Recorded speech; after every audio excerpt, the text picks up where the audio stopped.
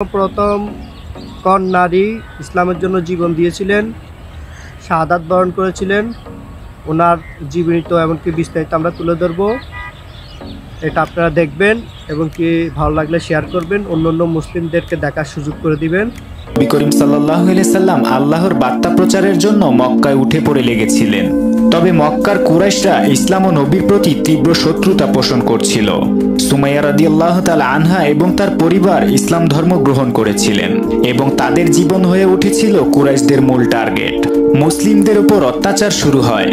কুরাইশদের নেতা আবু জাহেল, যিনি ছিলেন অত্যন্ত নিষ্ঠুর, সুমাইয়া রাদিয়াল্লাহু তাআলা আনহা এবং তার পরিবারের উপর নির্যাতন চালানোর জন্য তীব্র পদক্ষেপ নেওয়া হয়।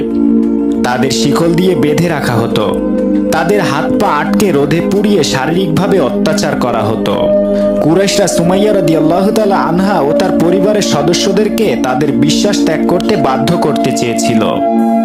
একদিন সুমাইয়া রাদিয়াল্লাহু তাআলা আনহা তার স্বামী জাসির রাদিয়াল্লাহু তাআলা আনহু এবং ছেলে ওমর রাদিয়াল্লাহু তাআলা আনহুকে বন্দী করে মক্কার একটি মাঠে নিয়ে যাওয়া হয়। তাদের হাত পা শিকল দিয়ে আটকে রাখা হয় এবং এক জায়গায় দাঁড়িয়ে থাকতে বাধ্য করা হয়।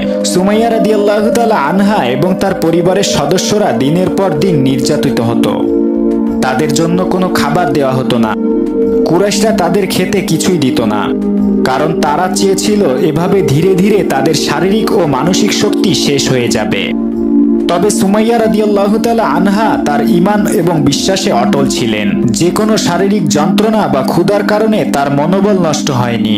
তিনি জানতেন আল্লাহর পথের জন্য এমন কষ্ট সহ্য করাও এক ধরনের পরীক্ষা।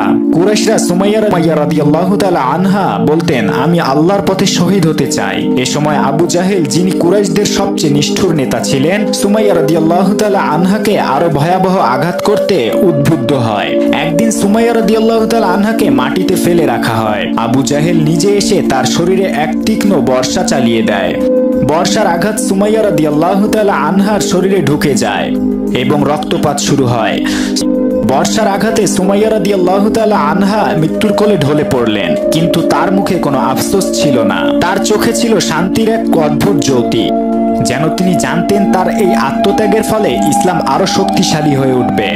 তিনি আল্লাহর পথে নিজের জীবন উৎসর্গ করে এক মহান শহীদ হওয়ার